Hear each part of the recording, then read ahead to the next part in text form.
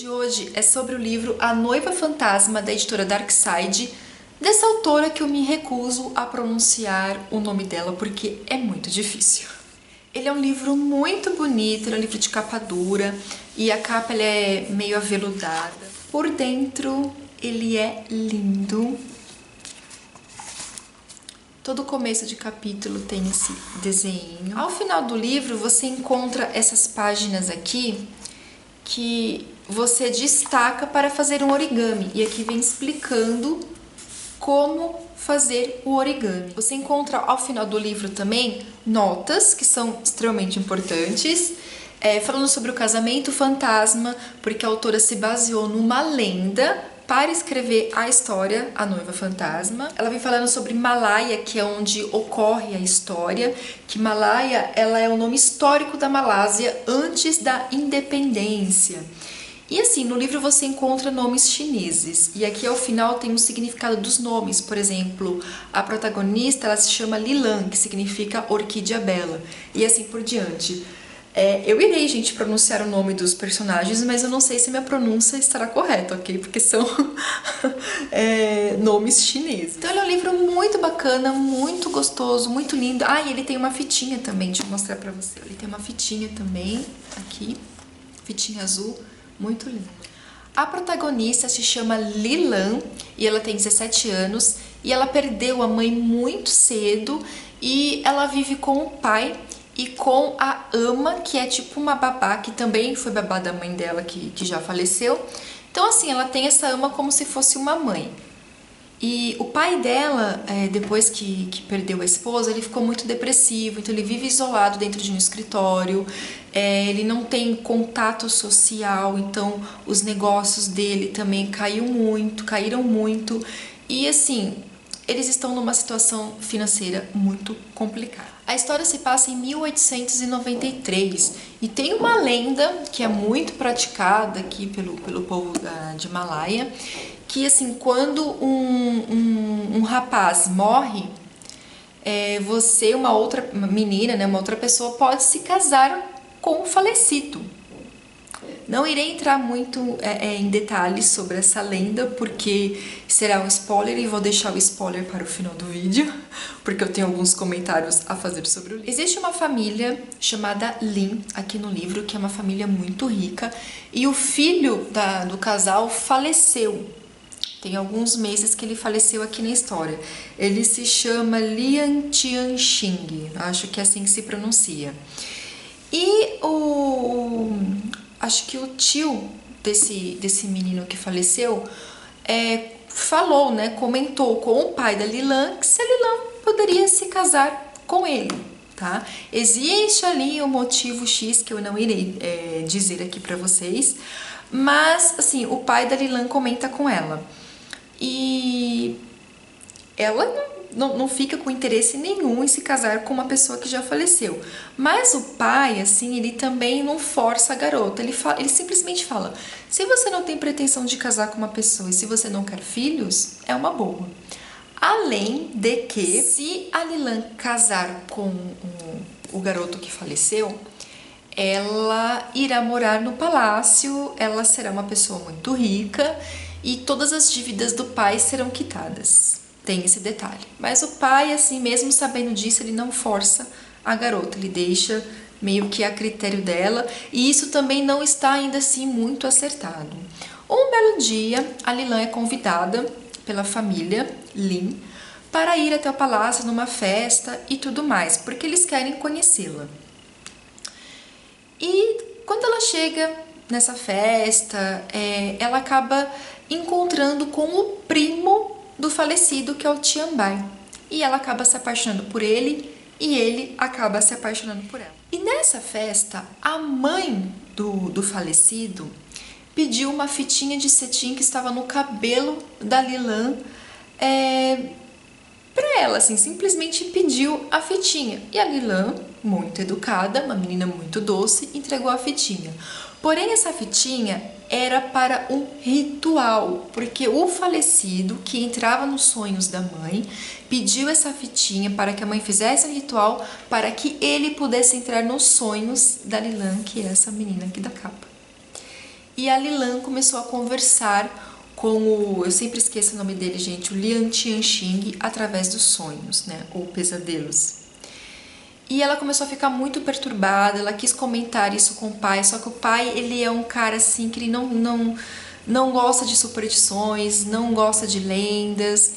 E ela pensou em contar para a Ama, porém a Ama, ela já acredita muito nisso, e a Lilan já ficou pensando que ela iria querer fazer exorcismo e tudo mais. Porém chegou num determinado ponto, né, os sonhos, né, os pesadelos já estavam assim, num nível muito complicado, que a Lilan acabou comentando com a Ama.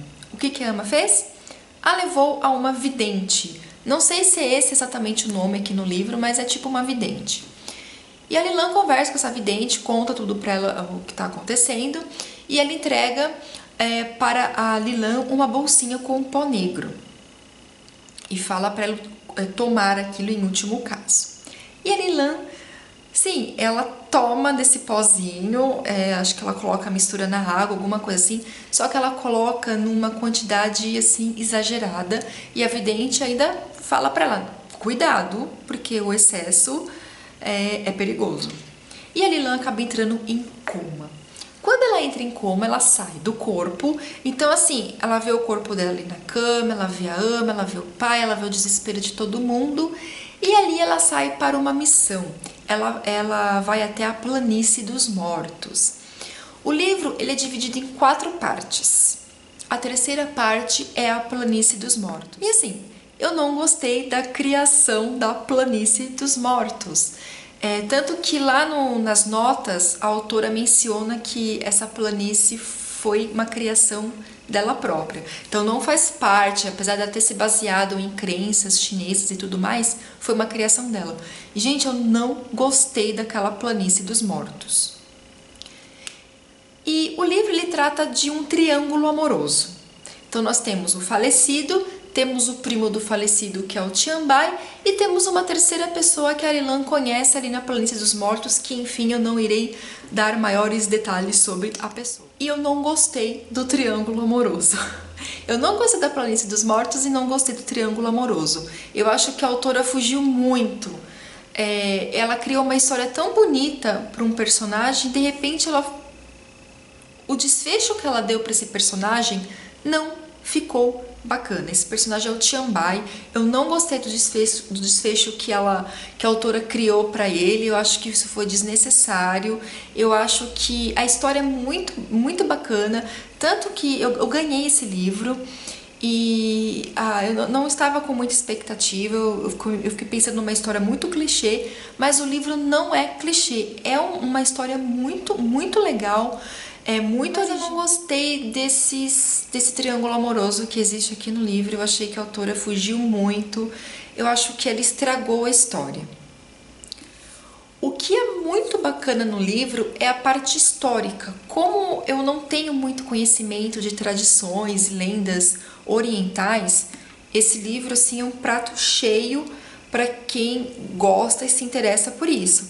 Eu me arrependi muito de não ter feito anotações, porque eu não esperava, né, que fosse assim um livro também histórico.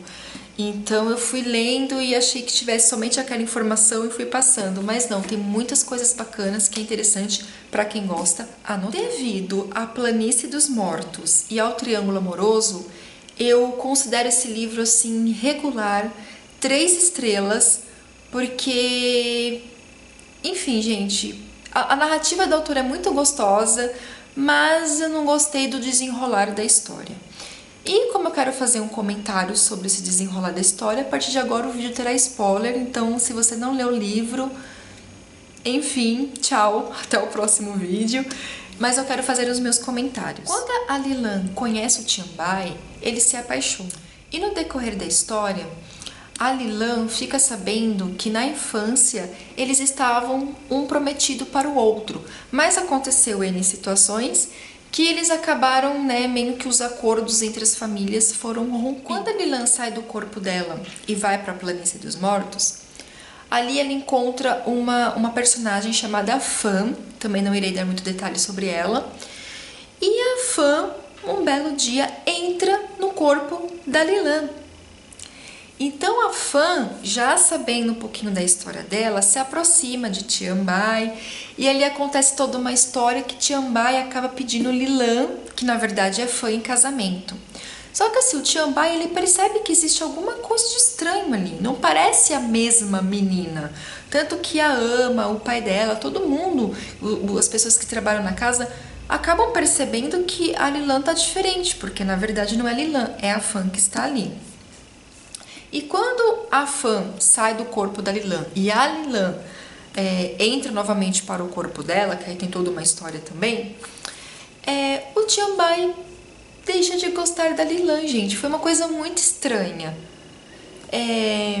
Se no momento que a fã estava no corpo da Lilan, se a narrativa fosse totalmente ao contrário, que o Tianbai tivesse gostado muito mais ali da Lilan daquele jeito, enfim, mas não foi isso não é isso que está descrito na narrativa. Na narrativa, mostra que o Tianbai está achando Lilan muito estranha.